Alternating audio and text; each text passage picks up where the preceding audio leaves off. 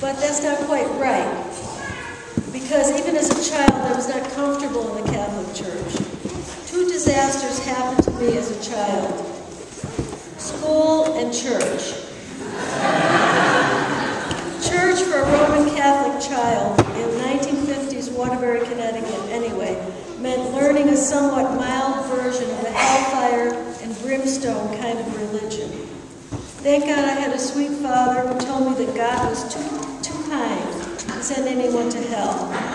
So I'd go to church every week, get terrified, and then come home to the soothing bosom of my family. When I went off to college, I dropped the church like a hot potato. My mother was distraught over this. She'd say, "But Del, church is so important." Then I'd say, "But Mother, I just don't feel it. I wish I did, but I don't." Nonetheless, Dennis and I were happy to please my mother by getting married by an Episcopal priest and by having the children baptized, Lucy and Tony, as Episcopalians. Not Catholic, but close enough for her. So fast forward 20 years plus.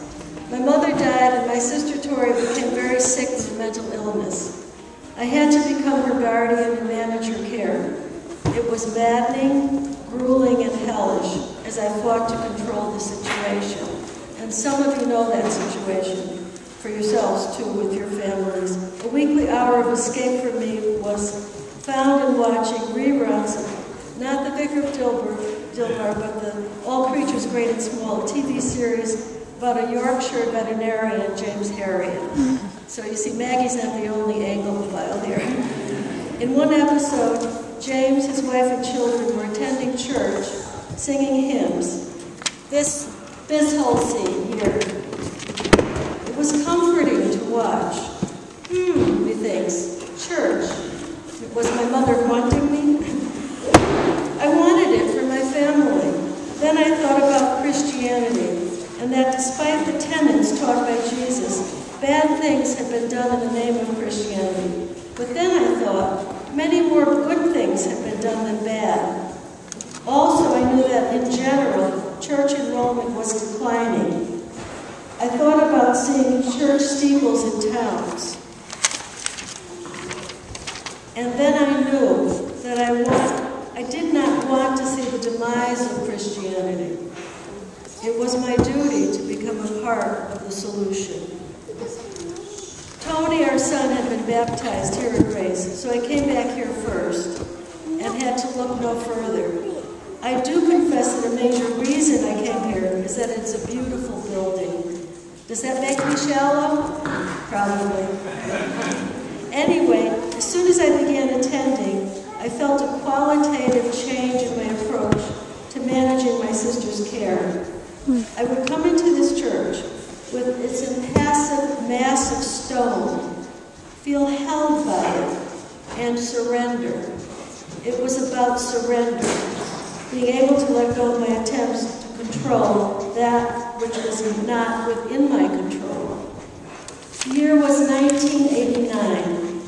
Father Durkee was in his last year here.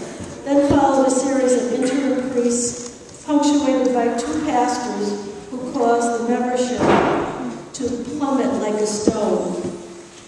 In our most dire time, there were typically, at the most, 35 people attending the weekly service. The first sign of life was Tom Cook's tenure, which brought the beginning of a growing membership. It has been said that this is how our enthusiastic saying of peace came to be, because we were so happy that we were still here and that grace was coming to life. After Tom left, we were blessed to get Noah. Thank you, Norm Farmerelli.